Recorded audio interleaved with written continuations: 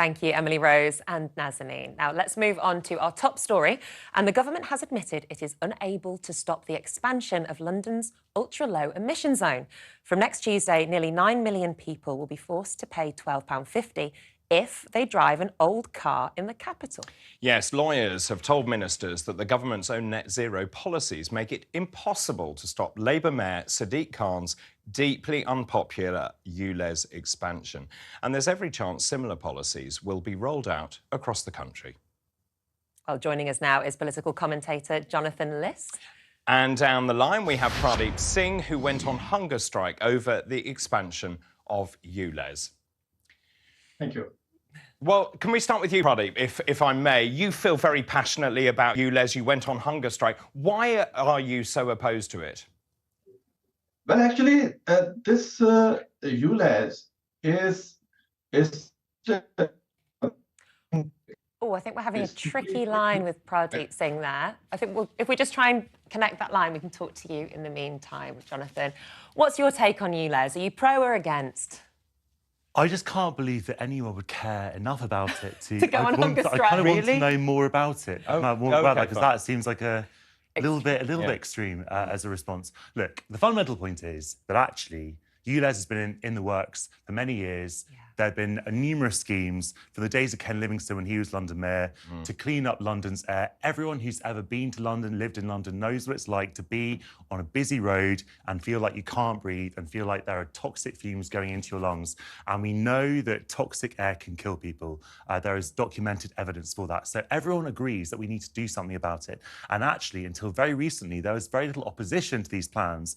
And if it hadn't been for 500 voters in Oxbridge and South Ruislip a few weeks ago, we wouldn't even be having this conversation. It wouldn't be on the political agenda of either of the main parties. But it is, Jonathan. But it is on the agenda. It is on the agenda. But that's the point, David. It's only because of this particular political event that we're talking about it. So when you say it's deeply unpopular, I would question, how do you know it's deeply unpopular? 500 voters in Oxbridge and South Ruislip voted to keep a Tory MP in a seat that the Tories had held since 1970. That's not a London-wide poll. It is a divisive issue, make no doubt about that. And also, you mentioned about clean air. Actually, the medical evidence shows from Professor Griffith, it shows that actually it doesn't make any difference whatsoever, the ULEZ. And Shirley Rodriguez, who's the deputy mayor, lent on them to change the report in favour of ULEZ. Won't this, and I understand it, for those people who have less income, this is going to directly affect them. They have to pay £12.50 to drive into London. So the poorest people are going to be the worst off. So I was reading a story on the BBC just this afternoon that said there had actually been a drop in nitrous oxide emissions. So, I mean, obviously the science, I'm not a scientist, but, you believe that there has been a reduction and that more people, sort of 3% perhaps of Londoners, are now going to be living in areas that are below the UN's or the EU's kind of sort of acceptable level for nitrous oxide. But Imperial College says ULEZ has little impact on pollution, quote unquote. Okay, well, all I can tell you is the evidence that I've read, and I'm sure that different scientists will have different interpretations of what emissions there are. But, clearly there is some evidence from some people that this is working. And what I would say in relation to what you just asked is that I do think there should have been more time given to people in outer London to prepare for it.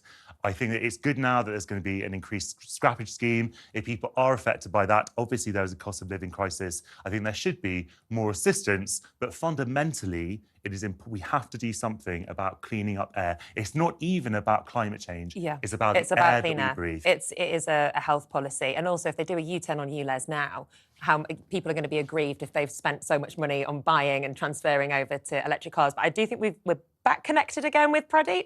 Hello, Prabhdeep. Can you tell us why you feel so passionately against ULEZ? Well, actually, it is a big lie. They are just coming under the pretext of clean air, that they just, they're expanding the area due to the clean air. But there is nothing wrong with the air. I was sitting in the Uxbridge area. We monitored the air almost 7 days continue. We monitored the air. There is nothing wrong with it. And also, why I fought against it, why I stood up against it, it is simply a tax generating approach by the Labour mayor for I the understand TfL. that, but Pradip, So, what do you say in response to Cancer Research UK's research that finds that 1 in 10 lung cancers are caused by air pollution, and the evidence But that this won't affect that. ULEZ does actually reduce air pollution in built-up city areas? well, as you have just mentioned about the Imperial College research, and there are other surveys out there. It's been clear that it's not much difference. And I also, I'm not denying that we should not go for the clean air. But at this point of time, when we are, going through the food poverty and the cost of living crisis on the hike, and when at the same time we put in the extra burden on the people, asking them to pay £12.50. Suppose I pay 12 pound 50 pence and enter into the London. Would it make the difference to the air quality? So what kind of approach is this? Well, if there is a problem, it's supposed you to want act to as a solve it. deterrent, You isn't cannot it? create hundreds of problems in return in order to solve one. It's supposed to act as a deterrent, and that has been effective because so many people have changed the model of car that they have bought over the past few years. But what you say that you do care about the quality of air in the city in London. What would you propose as an alternative, to ULEZ? So as far as the central London is concerned, where Boris Johnson has brought this scheme first, that's fine. But outer London, especially Uxbridge area, Bromley, and the other part of the Greater London, there is no problem with the clean air. There is no such research which shows that the air is, air quality is bad in that part of London. So it is simply expanding that will leave the people, in a bankruptcy. People who cannot afford to buy, if they buy that, they cannot keep the installment. They will end up being bankrupted. And it is simply a tax on the poor people, you can see. Prabhdeep, you make some very strong points indeed. Jonathan, this is an accusation that's been levelled as well about it's a money-raising activity for the mayor, £12.50, obviously, Prabhdeep, and many people around London and the outer boroughs, because those are the people that this is going to affect. Those people that live outside the M25 who then want to drive into London will have to pay £12.50, say, to drop off your kids at school, or indeed if you have a small business, and remember the backbone of the economy is small businesses. So obviously all of those will be affected. There's also a really interesting political side to this, which it sort of puts the Mayor of London, Sadiq Khan, and Keir Starmer at loggerheads here, I think. There's definitely tension between the two. Well, you might say that one of them is a conviction politician, the other one is, a weather vane. No, I obviously support Labour. I want Labour to win the election, but Keir Starmer has shown himself to be a reactive politician the last couple of years.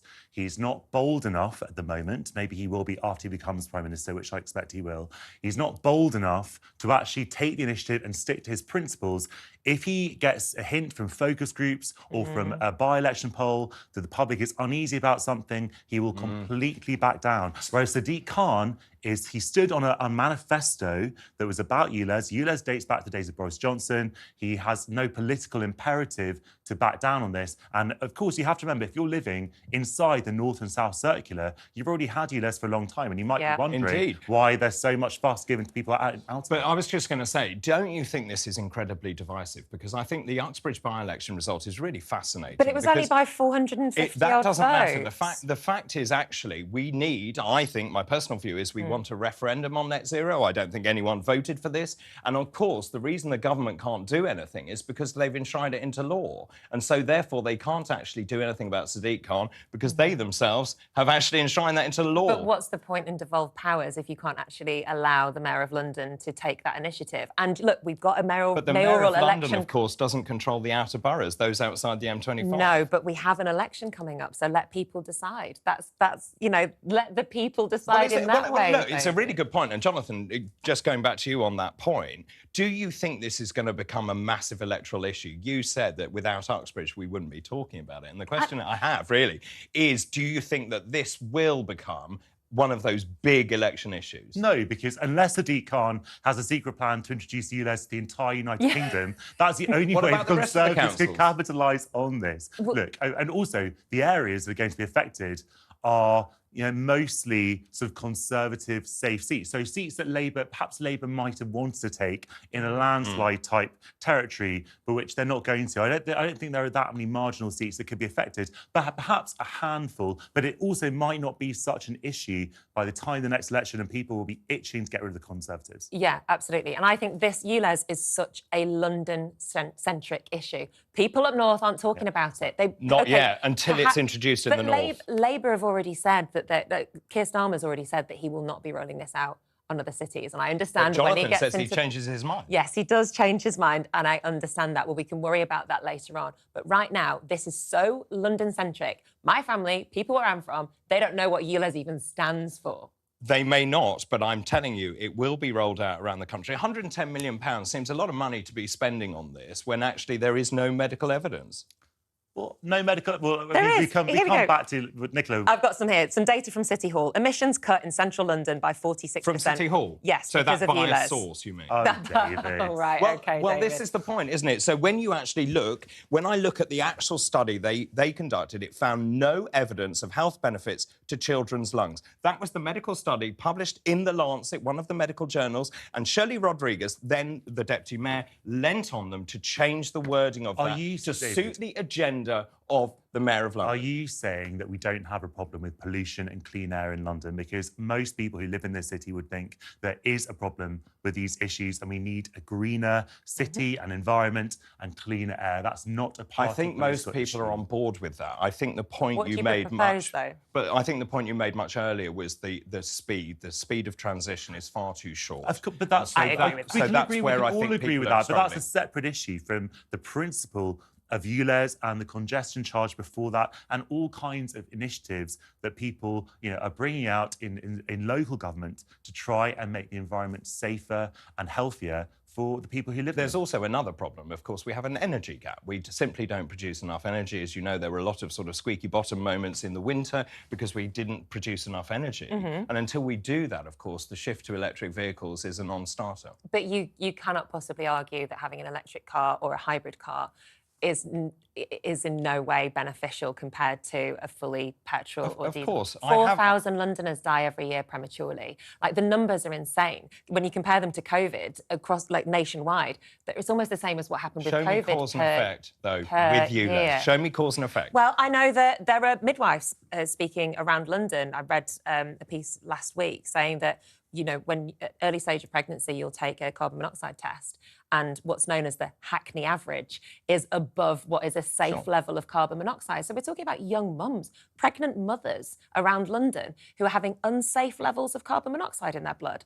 I'm not happy about that. So let's just go back to the way this has been rolled out. So as I said, £110 million.